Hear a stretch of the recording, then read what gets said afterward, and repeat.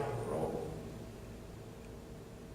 And the students here, one of our big friends in Iran, he told me, Imam Musa, he was like a parent to us. She didn't know it, because he was always telling us, don't worry, everything's going to be all right. And I remember the first big one was that 7th tier. It was at UC Berkeley, and the host of that program was Javad Larijani.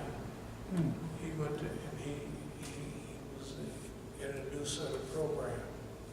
When I looked at all the students, their eyes was just puffed up. They'd been crying. You gotta imagine students, and this is the first part of the road, is getting hit every day, all day long.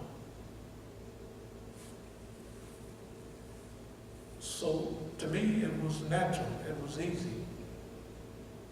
So from then on, I was on the circuit. Now, if I'm approached twice by Saudis, we love you, but you hang around with those Iranians. I didn't tell you before, so I'll just skip over. No, I hang around with Indians, Pakistanis, Iranians, Arabs, everybody. Then again, the same story. This was a time Jamal Badawi couldn't make us an engagement, so they called me, because I was, big up in their stuff, MSA. So I came, and it was in Iowa. If I went to Ames first, we drove a while to Cedar Rapids, I think. Anyway, they asked me again, we love you, but you hang around those Iranians, and I told them then, you might as well stop talking to me about don't hang around Iranians. No. From then on, the Saudis, the Israelis, and the Americans have been focused on obliterating us. Shortly when we opened our Masjid al-Islam in Denver in '82, or on Wyandotte, boy, the white man rolled on us. He rolled everything out. So we was educated fast. It was nice. We had Sufis, white folks. We had Khaliji brothers, that is Arabs from the Gulf, Bahrain, from Saudi Arabia, all of that. Sunnis, Shias, Sufis, everybody. It was wonderful. The white man cut loose. He dropped the whole show right on us. But we survived. It was '82. That was a big event. We go through all of that, through the years. The United States government tells our brothers that if you want to collaborate or converse with us, treaties or anything, you have to drop these people. You can see that's part of the agreement. It's okay to do that on the surface. Yeah, we're dropping those. But you gotta come on the side. Can't nobody stop you from, okay, we're gonna have answers. Why have you been so serious about upholding your position of trying to cut us off? And everybody's in on it. All of the Shias are in on this, except a few. But ain't nobody opening up and saying what the whole thing is. Okay, they don't have to tell me what it is. Hell, I can see what it is. They have to straighten that out. They should have found somebody else in the first place. But we're part of an evolutionary process. And we're not going to see anybody on our turf trying to undermine the movement. So they just have to, they're going to have to straighten up. And that's our job. if you have leadership in ministries and all of that, and you don't know what's of value, okay, it's okay if you just said, if somebody said, we're just through with you, that's all, we can't, it's a different time. It's one thing. But if you go out of your way to try to cut somebody's throat and don't do it, number one, you're stupid. I would never try to cut nobody's throat and don't cut it. I either leave them alone or cut it. But I wouldn't leave it half hanging and, you know what I mean, it's blood still getting there and they, you know what I mean, they get by. Okay, they made mistakes. They're going to straighten up. Basically, we're going to straighten up. This thing is, America is our responsibility.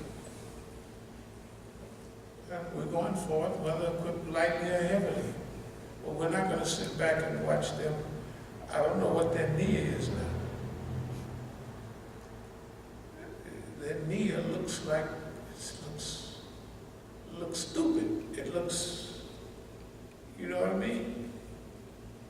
They could almost be working with boss man. It's not just them, it's everybody. When they started manhunt there, we went up there to Philadelphia and first thing, the whole table was there, all the people you might know. And they're organizing this own Siraj as well. Imam Zayd, I'm ready to give you bay'ah and leadership. How was I saying? Bay'ah is a strong word. And allegiance is a strong word. And Amir, you know what they wound up with chairman. That's all that chairman. Mao, chairman, so chairman of the board. Because he has allegiance to some sheikh in Mauritania. Okay? Now, when you take Oakland, look at Hamza Yusuf and Zayn, why nobody ever come to Imam Musa's rescue? All this stuff is happening. You know, I haven't got no phone calls from all this stuff. I haven't gotten any letters. There's no people who are watching this and they're sticking a finger in their behind. Something's wrong. Nobody's responding. It's either not important or something is wrong. Maybe this stuff is not getting out. I don't know what it is, but I know one thing. Good thing we got some of the DVDs. Eventually, this will get out in a way that is helpful. But what is wrong? 97, this snow might have been in Chicago. Abdul-Alim came out. We went to take, got 2 tables, one of the books where I have the books, and one whole table of As-Sabiqun. Thing I noticed that Abdul-Alim never manned the table. But of course, we paid for it $50 for it. I had to go and get behind it sometime in the books. In the meantime, Zayd comes by with Hamza. Can we have a meeting with you? Please. I said, sure. So,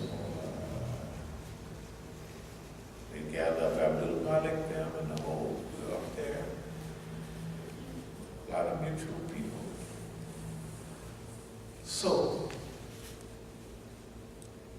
Zayd is speaking on behalf of Hamza Yusuf. The thing is this, Imam Musa, the brothers in Oakland, basically, they're scaring me. The way they look at me, and it's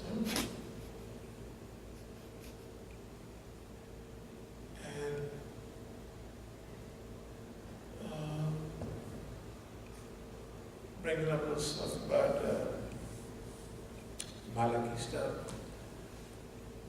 I said, no, that ain't part of As-Sabiqun. I said, oh, everybody's part of As-Sabiqun. And nobody gonna mess with you, and I'm talking about the mother, and he's mad about it. He's supposed to be mad and hungry. I said, no. Everybody can teach what the hell they want. Ain't nobody in As-Sabiqun gonna mess with you. But that's what I'm saying. Zayd called a meeting for Hamza with the As-Sabiqun brothers, and I told them all that. So no, I can't mess with the man and scare the whole little fella to death. This is the way he was acting. That he was, because you can imagine all them Negroes looking all tough and black. Just police officers, but they still look mean, you know. Yeah. So, okay, now all of this stuff on the media, all the stuff happened in Oakland. It's impossible.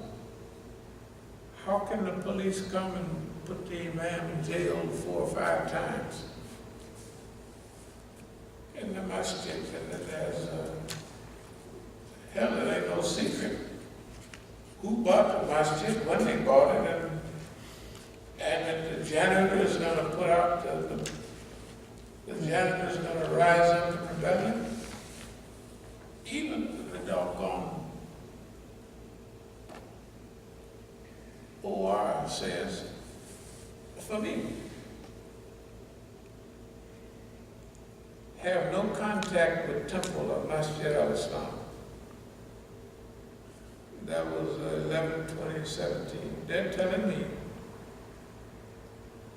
So when I won the case, I said, I want an order from the judge saying that all this is null and void. And I said, well, you have that by winning the case, but the judge can't write an order. I said, the wrote damn orders here about me stay away. Now you improved the case. What about that? The little old lawyer lady, Wilkin, whatever her name is, we're going to get in court sooner or later. No, you're going to have trouble. You're going to have trouble with that. I just won the case. So they're saying, we're still leaving a bundle of trouble for you. The Negro is going to still carry on like a fool, although he's automatically wrong, and everybody knows it. It's proved in court. It's proved in all the documents issued. They said that document is a computer-generated authorization signed by that man's wife, Khadijah. It's computer-generated. In other words, it's a fraud. Everything is a fraud. They said that in there. Okay. I got stacks of papers when I went to the court. I said, oh, some of the records I got, but they didn't know I was going to get those. Then I have all the other records. We may not, I got slips right now. We may not be able to get you those. Then to me, you can't get them. It's not right. So this time, we're going big time. Freedom of Information Act and everything. Every time I was arrested, everything they said in the court, everything that they did in the trial. Here's why. Everything they do to me now, it's like they have a right to do it, right? We're just saying, whatever the hell we want. We don't do that to anybody, but we're going to do it to you. And you don't see me protesting a whole lot, so hell, do it again. And again, and again. Because they're doing what we want them to do. And they've done it. We already got what we need. But they don't technically have a right to do that. That's what they did. That I can show you all in the paperwork when my wife and I got arrested in LA. And they says, yes, she had a gun, she did have a gun, I took her to Mexico.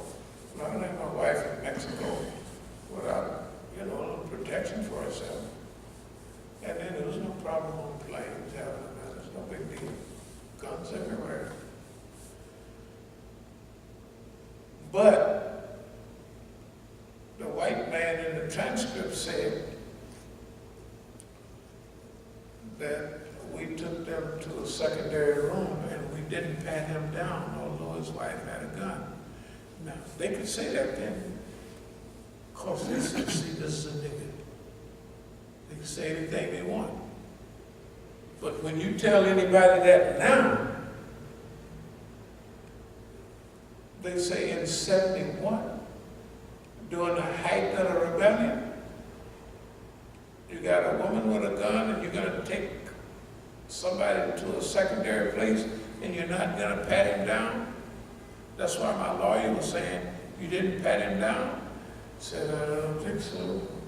I have to review the record. I don't think so. Of course, it's a lie. He did pat me down. And if I have to go back 40-something, 45 years, whoever's still alive, was you on flight so-and-so from Masjid? Yes, I was. Did you see that Negro there? I saw some Negro out of this 45 years ago. I remember somebody being arrested. Do you remember them taking them? Yeah, I kind of remember. Did they pat him down? Yeah, they patted him and they took him in. It's normal procedure. They wouldn't do it.